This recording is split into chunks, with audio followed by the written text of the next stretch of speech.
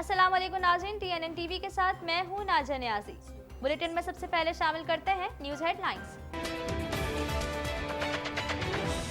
Corona मजीद 32 जिंदगियां निगल गया। 1017 अमवात, वायरस से 48,091 अफराद मुतासिर हो गए। डॉक्टर इमरान फारूक कत्ल केस का ट्रायल 5 साल बाद मुकम्मल, फैसला महफूज कर लिया गया। शुगर इंक्वायरी कमीशन की रिपोर्ट वजीर आज़म इमरान खान को पेश कर दी गई। इंक्वायरी कमीशन को जुमेरात तक की मोहलत दी गई थी। मार्केटें खुलने के 1 माह बाद अमवात में भी इजाफा होगा। वजीर आला सिंध की आवाम से ईद घरों पर मनाने की अपील। कोरोना वायरस के बाइस लॉकडाउन की वजह से मुअत्तल शुदा ट्रेन सर्विस ऑपरेशन बहाल कर दिया गया। मुल्क के मुख्तलिफ शहरों के लिए ट्रेन शेड्यूल जारी। फलों के बादशाह आम की बाजारों में एंट्री। चौंसा 120 रुपए और लंगड़ा आम 150 रुपए फी किलो में फरोख्त होने लगा। खरीदार आम महंगा होने और फल फरोश पीछे से महंगा आने का रोना रोने लगे। मॉल्स और मार्केटें खुलने के बाद अवाम का बेपनाह रश। इंतजामिया SOPs पर अमल दरामद कराने में कोशा। बेसब्री आवाम एहतियाती तदाबीर को पसे पश डालकर खरीदारी में मसरूफ। हवाबाजी की सनत में इंकलाब बर्पा करने वाले चार्ल्स लैंडबर्ग के कारनामे सुनहरे गुरफों में आज भी ताज़ा हैं। क्यूबेक हुकूमत का अहम फैसला, हेयर ड्रेसर्स और पर्सनल केयर सर्विसेज को जून में खोल दिया जाएगा। क्यूबेक हुकूमत की शहरियों को घर के बाहर जमा होने की इजाजत। 3 घरों के 10 अफराद एक जगह जमा हो सकते हैं। कैनेडियन मेडिकल एसोसिएशन ने मुल्क के हेल्थ केयर सिस्टम को बीमार करार दे दिया। CMA की जानिब से कहा गया है कि PPE की कमी और फिजिशियन की थकावट की वजह से ये निज़ाम टूट फूट का शिकार है। कनाडा में पुलिस का 2200 घरों का दौरा। ये जानने की कोशिश की गई कि सेल्फ आइसोलेशन पर कितना अमल हो रहा है। एडमिंटन के एक शख्स पर 7 साला बच्ची को छुरी के वार से कत्ल करने पर 2nd डिग्री कत्ल का इल्जाम आयद किया गया है। कनाडा में कोरोना केसेस की तादाद 80,000 से तजावुज कर गई। मुल्क भर में कोरोना वायरस के बाइस हलाक होने वाले अफराद की तादाद 6030 तक जा पहुंची है। ट्रंप ने मिशिगन और नेवाडा सूबे की फंडिंग रोकने की धमकी दी। इनका कहना है कि मेल में बैलेट दरख्वास्त भेजना बहुत खतरनाक चीज है। दुनिया भर में कोरोना वायरस से मुतासरा अफराद की तादाद 51,07,000 हो चुकी है, जबकि इससे हलाकतें 3,30,290 हो गईं।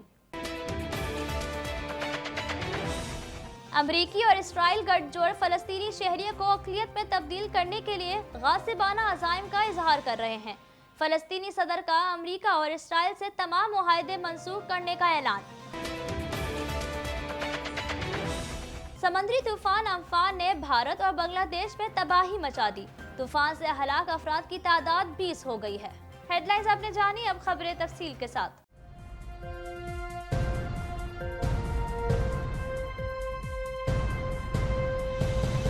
पाकिस्तान में कोरोना के मुतासरीन तेजी से बढ़ने लगे। मुल्क भर में कोरोना के तस्दीक शुदा केसेस की तादाद 48,091 तक पहुंच गई, जबकि एक दिन में 32 अफराद जाँ बहक हुए, जिसके बाद अमवात की तादाद 1017 हो गई। मजीद जानते हैं इस रिपोर्ट में। National command and operation centre के ताज़ा तरीन आदाद-ओ-शुमार के मुताबिक गुज़िश्ता 24 घंटों के दौरान 2193 नए केसेस रिपोर्ट हुए। पंजाब में 17,382, सिंध में 18,964, खैबर पख्तूनख्वा में 6,815, बलूचिस्तान में 2,968, गिलगित बल्तिस्तान में 589, इस्लामाबाद में 1,235, जबकि आज़ाद कश्मीर में 148 केसेस रिपोर्ट हुए। सिंध में 316, पंजाब में 297, खैबर पख्तूनख्वा में 351, गिलगित बल्तिस्तान में 4, बलूचिस्तान में 38 और इस्लामाबाद में 10 मरीज जान से हाथ धो बैठे। اب تک 462 اسپتالوں میں قائم قرنطینہ مراکز مریضوں کا علاج کر رہے ہیں۔ ان اسپتالوں میں 7295 بیڈز کا بندوبست کیا گیا ہے۔ متحدہ قومی موومنٹ کے مقتول رہنما ڈاکٹر عمران فاروق قتل کیس کا 5 سال بعد ٹرائل مکمل کر لیا گیا۔ اس حوالے سے مزید جانتے ہیں۔ ڈاکٹر عمران فاروق قتل کیس میں بڑی پیش رفت ہو گئی ہے اور انسداد دہشت گردی عدالت نے کیس کا فیصلہ محفوظ کر لیا ہے۔ ایف آئی اے پراسیکیوٹر خواجہ امتیاز احمد نے حتمی دلائل مکمل کرتے ہوئے کہا کہ ملزمان کا تعلق بھی ایم کیو ایم سے ہے۔ اشتہاری ملزمان بانی ایم کیو ایم اور انور حسین کے خلاف عمران فاروق کے قتل میں ملوث ہونے کے ٹھوس شواہد موجود ہیں۔ ملزمان جرم کے مرتکب ہوئے، انہیں قانون کے مطابق قرار باقی سزا دی جائے۔ ایف آئی اے پراسیکیوٹر نے عدالت سے استدعا کی کہ بانی متحدہ کی پاکستان میں منقولہ اور غیر منقولہ جائیداد بحق سرکار ضبط کرنے کا حکم دیا جائے۔ عدالت نے کہا کہ یہ حکم پہلے ہی دے چکے ہیں، اب آپ ضبط کرنے کی کارروائی شروع کریں۔ خیال رہے کہ ڈاکٹر عمران فاروق 16 ستمبر 2010 کو لندن میں اپنے دفتر سے گھر جا رہے تھے کہ انہیں گرین لینڈ کے قریب واقع ان کے گھر کے باہر چاقو اور اینٹوں سے حملہ کر کے قتل کر دیا گیا تھا۔ ڈی جی ایف آئی اے واجد ضیاء نے شوگر انکوائری کمیشن کی رپورٹ وزیر اعظم عمران خان کو پیش کر دی۔ انکوائری کمیشن کی رپورٹ کے لیے 25 اپریل کی پہلی ڈیڈ لائن دی گئی تھی۔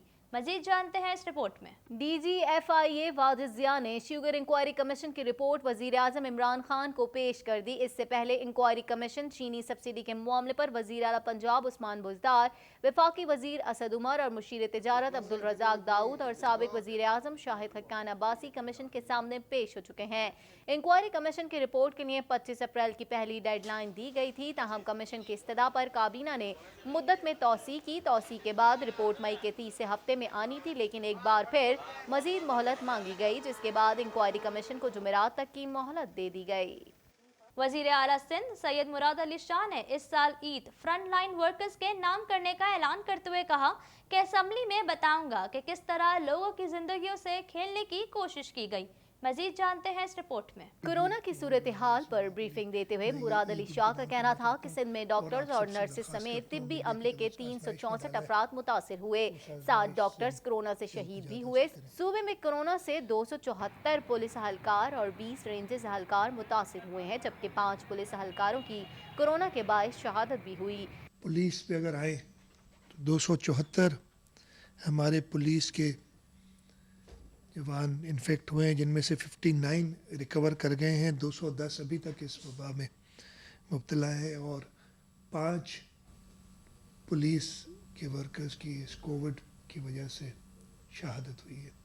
وفاقی وزراء اور سندھ میں اپوزیشن رہنماؤں کی جانب سے کی جانے والی تنقید کے حوالے سے مراد علی شاہ کا کہنا تھا، کہا جا رہا ہے کہ سیاست کر رہا ہوں۔ ہاں، میں لوگوں کی جانیں بچانے کے لیے سیاست کر رہا ہوں۔ لسانی رنگ دیا گیا کہ کراچی سے دشمنی کی جا رہی ہے۔ میں بتاؤں گا کہ معیشت کے اعداد و شمار میں کیسے فراڈ کیا گیا۔ میرے اوپر الزام ہے کہ میں سیاست کرتا ہوں۔ میں بالکل سیاست کرتا ہوں۔ میں لوگوں کی جان بچانے کے لیے سیاست کر رہا ہوں۔ پہلے دن سے میں حقیقت پیش کر رہا ہوں۔ انہوں نے کہا کہ جہاں کیسز زیادہ ہوں گے وہاں اقدامات بھی زیادہ لیے جائیں گے۔ میڈیا دکھا رہا ہے کہ لوگ بازاروں میں شاپنگ کر رہے ہیں۔ مارکیٹس کھلنے کے 1 ماہ بعد اموات بھی زیادہ ہوں گی۔ میں نے بھی اس عید پر کپڑے نہیں سلوائے، اس موقع پر کیسے عید منا سکتا ہوں؟ آپ نے دیکھ لیا نا، وہ جو لاک ڈاؤن کھلا تھا، بازاریں کھلی تھیں، آپ کے اخباروں نے رپورٹ کیا، میں نے نہیں کہا کہ جس طریقے سے شاپنگ ہو رہی ہے بازاروں میں، اچھی بات ہے، لوگ خرید و فروخت کریں۔ پاکستان ریلوے نے عوام کی سہولت کے لیے ٹرین آپریشن بحال کرتے ہوئے عید الفطر کے موقع پر کراچی سے ٹرینیں چلانے کا اعلان کیا ہے۔ اس حوالے سے مزید جانتے ہیں۔ پاکستان ریلوے کے مطابق کراچی سے عوام ایکسپریس 10 بجے پشاور کے لیے روانہ ہوگی۔ کراچی سے راولپنڈی کے لیے تیزگام کی روانگی شام 6 بجے شیڈیول ہے۔ خیبر میل کراچی سے پشاور کے لیے رات 11 بجے روانہ ہوگی۔ گرین لائن کراچی سے اسلام آباد کے لیے بدھ کی رات 9 بجے روانہ ہوگی۔ کراچی سے راولپنڈی کے لیے پاکستان ایکسپریس دوپہر 1 بجے روانہ ہوگی۔ کراچی سے لاہور کے لیے پاک بزنس شام 4 بجے روانہ ہوگی۔ کراکرم ایکسپریس کراچی سے لاہور کے لیے دوپہر 3 بجے روانہ ہوگی۔ کراچی سے لاہور کے لیے شاہ حسین ایکسپریس بدھ کو شام 7 بجے روانہ ہوگی۔ اس حوالے سے چیئرمین پاکستان ریلوے حبیب الرحمان گیلانی کا کہنا تھا کہ ان ٹرین سروس کو شروع کرنے کے لیے ہم نے سب سے زیادہ جو اس چیز کا احساس کیا ہے کہ وہ لوگ جو سفر کرنا چاہتے ہیں اور وہ اسٹینڈرڈ ہیں مختلف اسٹیشنز پہ، وہ اپنے گھروں کو جا سکیں۔ اس دور میں یہ جو وہ لوگ ہیں جو صاحب ثروت ہیں، ان کے لیے تو گاڑیوں پہ یا جہازوں پہ سفر کرنا آسان ہے، لیکن عام بندے کے لیے یہ بہت زیادہ مشکلات کا باعث بن رہا تھا۔ ٹرین آپریشن بحالی پر خوشی سے نہال ایک لڑکی کا کہنا تھا کہ ہماری فیلنگ سے ہمیں بہت خوشی ہو رہی ہے کہ ہم واپس اپنے گھر لوٹ رہے ہیں، جس کی وجہ سے ہم لوگ پہلے یہاں لاک ڈاؤن کی وجہ سے ہم لوگ یہیں رہ گئے تھے، واپس نہیں جا سکے۔ ابھی ٹرینیں سٹارٹ ہوئی تو ہمیں بہت زیادہ خوشی ہو رہی ہے، اور کرونا کی وجہ سے ہمیں گلوز پہنائے گئے، ماسک کا کہا گیا ہے، ٹرین کے اندر سوشل ڈسٹینس کا کہا گیا ہے، جس کی وجہ سے ہم لوگ سوشل ڈسٹینس رکھیں گے۔ اسٹیشنز پر میڈیکل آفیسرز اور سماجی فاصلے کو یقینی بنانے کے لیے عملہ موجود ہوگا۔ واضح رہے کہ مختلف اسٹیشنز پر سینیٹائزرز واک تھرو گیٹ نصب ہیں اور مسافر کا ٹمپریچر چیک کیا جا رہا ہے۔ گرمی شروع ہو کر اپنے جوبن تک پہنچ جائے اور پھلوں کا بادشاہ آم مارکیٹ میں نظر نہ آئے، بھلا یہ کیسے ممکن ہے؟ مختلف قسم کے آم ٹھیلوں اور بازاروں کی زینت بھی بن گئے ہیں۔ مزید جانتے ہیں اس رپورٹ میں۔ پھلوں کے بادشاہ آم نے بازاروں میں انٹری تو دے دی ہے، تاہم اس مرتبہ موسمیاتی تبدیلی کے باعث خلاف توقع آم پاکستان کے چھوٹے بڑے شہروں میں شاد و نادر ہی دکھائی دے رہا ہے، لیکن اس کے باوجود برآمد کنندگان پھلوں کے بادشاہ کو برآمد کرنے کے لیے تیار ہیں۔ ملک میں آم کی پیداوار کی اوسطاً شرح 18 لاکھ ٹن رہی ہے، تاہم اس سال موسمی تبدیلی کی وجہ سے پیداوار میں 30% کمی کا سامنا ہے۔ اس سیزن میں لگ بھگ 1 لاکھ ٹن آم برآمد ہوگا۔ اس حوالے سے ایک آم فروش محمد خلیل کا کہنا تھا کہ یہ سستے بک رہے ہیں جی لاک ڈاؤن کی وجہ سے، 100 روپے 120 روپے، پچھلے سال 150 بک رہا تھا۔ رواں سیزن میں 1 لاکھ ٹن آم کی برآمد سے ملک کو 8 کروڑ ڈالر کا زر مبادلہ حاصل ہونے کی توقع کی جا رہی ہے۔ ایک اور آم فروش غلام صابر نے بتایا کہ حالات ہو رہے سر، یہ تو کاروبار اور مزید ختم۔ ادھر رمضان ہے جو کاروبار تھوڑا بہت چل بھی رہا ہے، رمضان نہیں ہوں گے تو عام دن ہے وہ بھی ختم ہے۔ کرونا وائرس کے باعث عائد کیے گئے لاک ڈاؤن کی وجہ سے 2 ماہ سے زائد بند رہنے والے مالز اور مارکیٹیں کھول دی گئیں، جس کے باعث عوام کا جمع غفیر بازاروں میں دیکھا جا رہا ہے۔ کہیں ایس او پیز کا تاکید تو کہیں ایس او پیز کو خاطر میں نہیں لایا جا رہا۔ مزید جانتے ہیں اس رپورٹ میں۔ 2 مہینے سے زیادہ بندش کے بعد بالآخر شاپنگ مالز اور بازاروں کو عوام کی سہولت کے پیش نظر کھول دیا گیا، تاہم شاپنگ مالز اور بازاروں میں عوام کا غیر معمولی ہجوم دیکھا جا رہا ہے۔ خریداری میں مصروف محمد فیصل کا کہنا تھا کہ زندگی کا نعم البدل تو کوئی نہیں ہے، چھوٹے چھوٹے بچے آپ اس مال میں دیکھ رہے ہیں، اور جو عمران خان نے کہا مارکیٹ کھول دینی چاہیے، یہ مارکیٹ کھول دینی نہیں چاہیے تھی، بلکہ یہ لاک ڈاؤن کو برقرار رکھنا چاہیے تھا اور ایس او پی جو بنائی تھی اس پہ عمل کرنا چاہیے تھا۔ عید میں محض چند دن باقی رہنے کی وجہ سے عوام تمام ایس او پیز کو بالائے طاق رکھتے ہوئے خریداری کرنے میں مصروف ہے۔ ایسے عالم میں مالز اور بازار انتظامیہ بھی اتنے بڑے عوامی مجمع میں احتیاطی تدابیر پر عمل درآمد کرانے میں ناکام دکھائی دے رہی ہے۔ بازار میں شاپنگ کرنے والے ایک اور شخص زبیر نذیر کا کہنا تھا کہ جیسا کہ آپ خود بھی دیکھ رہے ہیں کہ عوام یہاں پر بہت زیادہ ہے، اور کووڈ-19 عوام کی وجہ سے ہی پھیلتا ہے، کیونکہ سوشل ڈسٹینس جب تک نہیں ہوگا تو اب تک اس کو ہم کچھ نہیں کر سکتے۔ سوشل ڈسٹینس تو آپ کو کہیں بھی نظر نہیں آ رہا۔ مارکیٹ کھلنے اور 1 ماہ بعد سے اموات میں اضافے کے خدشات کا اظہار کرنے کی سندھ حکومت کو اس ضمن میں مزید اقدامات کرنے کی ضرورت ہے۔ 21 مئی ایک ایسی تاریخ جو دنیا کی پہلی سولو ٹرانسٹیلنٹک پرواز کرنے والے چارلز لینڈبرگ کے حوالے سے جانی جاتی ہے۔ یوں تو ہوا بازی آسان کام نہیں، لیکن تقریباً 2000 میل کے طویل فاصلے کی نان سٹاپ پرواز کو طے کر کے چارلز لینڈبرگ نے دنیا میں اپنی مثال قائم کر لی۔ مزید جانتے ہیں اس رپورٹ میں۔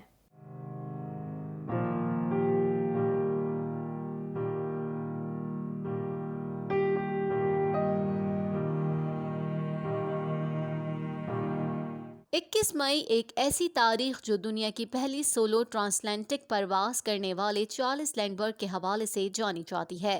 यूं तो हवाबाजी आसान काम नहीं, लेकिन तकरीबन 2000 मील के तवील फासले की नॉन स्टॉप परवाज को तय करके चार्ल्स लैंडबर्ग ने दुनिया में अपनी मिसाल कायम कर ली। चार्ल्स लैंडबर्ग नामी अमरीकी नौजवान, जो एक अमरीकी हवाई बाज होने के साथ साथ एक मिलिट्री ऑफिसर, इन्वेंटर और एक मुसन्निफ भी थे, 1927 में 25 साल की उम्र में चार्ल्स न्यूयॉर्क से पेरिस के लिए नॉन स्टॉप परवाज करने के लिए ऑरिटेज प्राइज जीतकर अमरीकी एयर मील के पायलट की हैसियत से फौरन ही दुनिया की शोहरत में चले गए। चार्ल्स ने 33.5 घंटों, 3633 माइल और 5800 किलोमीटर की परवाज से ये सफर मुकम्मल किया। The plane was airborne. It was 7:54 Eastern Daylight Time, the morning of May 20th, 1927. Charles लैंडबर्ग अमरीकी फौज के एयर ग्रुप्स रिसोर्स में अफसर थे और उन्होंने अपनी अबूरी परवाज के लिए रियासत हाय मुत्तहदा का हाईसेट मिलिट्री डेकोरेशन का मेडल ऑफ ऑनर हासिल किया। उनके इस कारनामे ने तिजारती हवाबाजी और हवाई मील दोनों में दिलचस्पी को फरोग दिया, जिसने हवाबाजी की सनत में इनकलाब बर्पा कर दिया। मजीद खबरें भी बुलेटिन का हिस्सा होंगी, मगर इस ब्रेक के बाद। ताज़ा तरीन टीवी प्रोग्राम्स और ब्रेकिंग न्यूज़ देखने के लिए अभी सब्सक्राइब कीजिए हमारा चैनल TNN Live.tv।